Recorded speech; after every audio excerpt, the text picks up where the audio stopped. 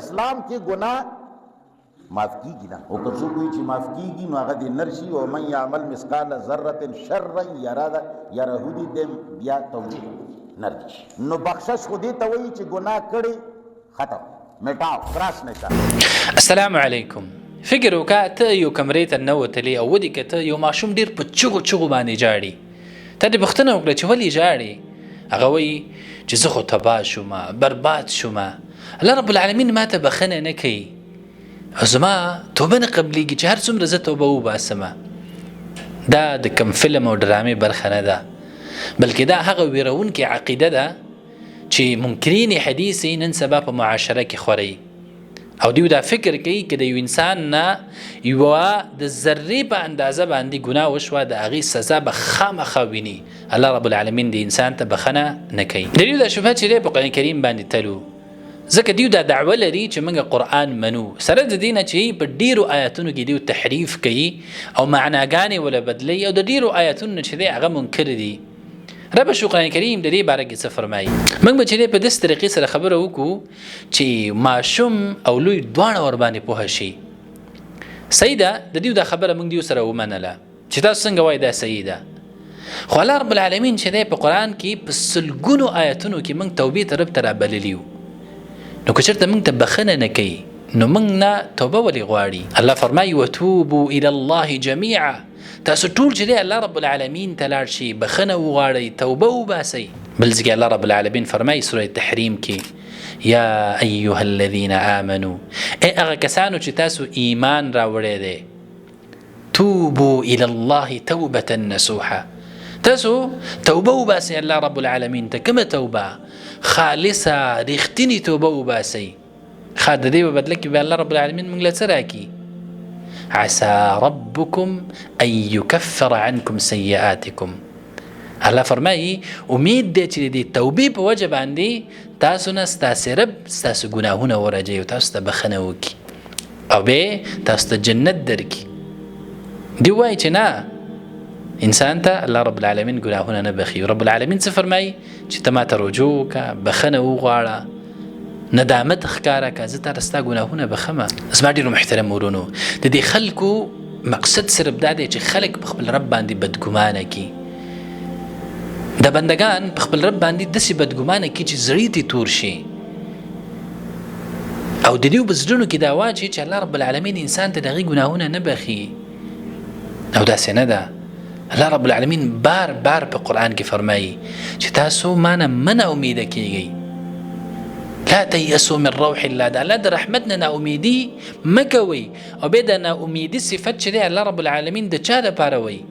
هغه خلک چې هغه په الله باندې ایمان نه لري.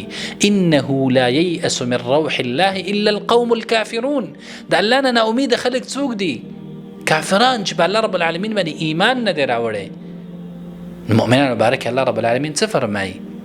خپل نبی ته کله چې د آیات کې ته فکر وکړي، سوچ وکړي، د خپل رب سره به د مینه محبت پیدا شي چې زما رب څومره مهربانه دی او دې خلکو موږ ته زموږ د رب څنګه را معرفي کړی دی، څنګه را پیژندلی دی. الله رب العالمین فرمایي خپل نبی ته قل ورته ووایه یا عبادي، ای زما بندګانو. کوم بندګان؟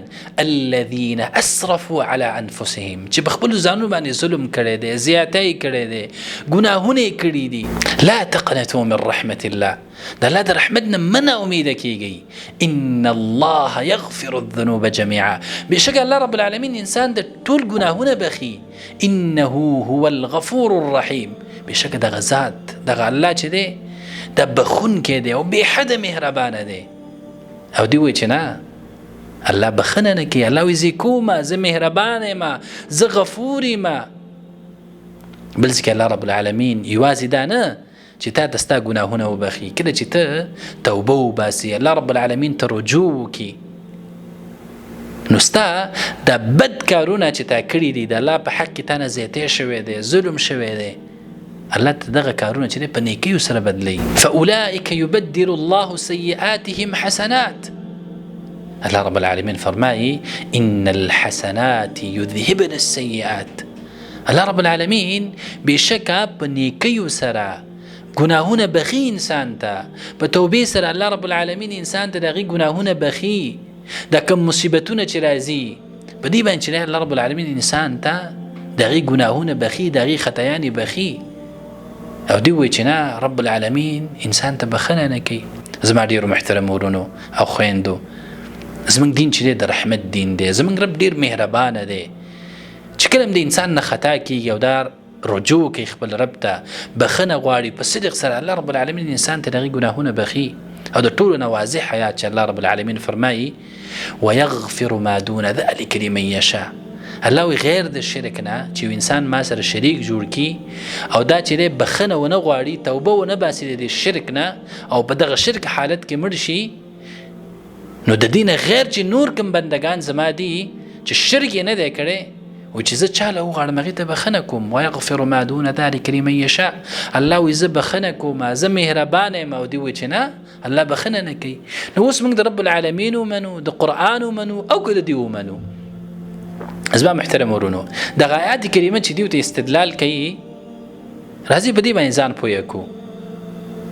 د قیامت په ورځ باندې به الله رب العالمین انسان ته دغې ټول هر هغه عمل چې دی کړی دی هغه به لیکلی شوی، صحیفې به ورته وړاندې شي. دوی به چې دی هر څه ویني. خو دا خبره زده کول ضروري دي چې ستا اعمال تا ته ښودل دا ځان له کار دی، او د دغه اعمالو په بدله کې چې دی تا له سزا درکول دا ځان له کار دی. او عبدالله بن عباس رضی الله عنه چې دی د دې آیتونو مبارکې فرمایي چې دا د کافرانو په باره کې نازل شوي دي.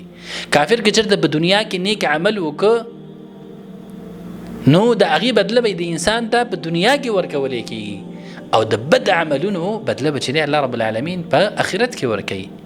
نو زما خویندو ورونو، زمونږ دین چې دی هغه د رحمت دین دی، هغه د مهربانۍ دین دی. او زمونږ رب چې دی هغه ډېر مهربانه دی، رحیم دی، بخونکی دی، تواب دی. نو چې کله تا نه ګناه کېږي نو خپل رب ته رجوع کوه، بخښنه غواړه. او د دې خلکو په خبرو پسې مه ګرځه. دا هغه خلک دي چې تا په خپل رب باندې بدګمانه کوي، ستا دا پاکه عقیده خرابول غواړي. د دې دا کوشش دی چې څنګه تا په خپل نبی باندې بدګمانه کی، په خپل رب دې بدګمانه کی، په خپل دین کې دې شکی کی، په قرآن کې دې شکی کی، په احادیثو کې دې شکی کی. دیو کلم چې د معاشرې په خیر باندې نه دی، دیو کلم د قرآن خدمت نه کوي. صرف دا یو شعار دی چې څنګه خلک هغه ګمراه کی او د ښې لارې نه واړی. همیشه د رب العالمین نه د حق دعا کوي چې ربه زموږ زړه ستا په دین باندې مضبوط او ثابت قدمه پاتې کی. وصلى الله تعالى على خير خلقه محمد وآله وصحبه أجمعين.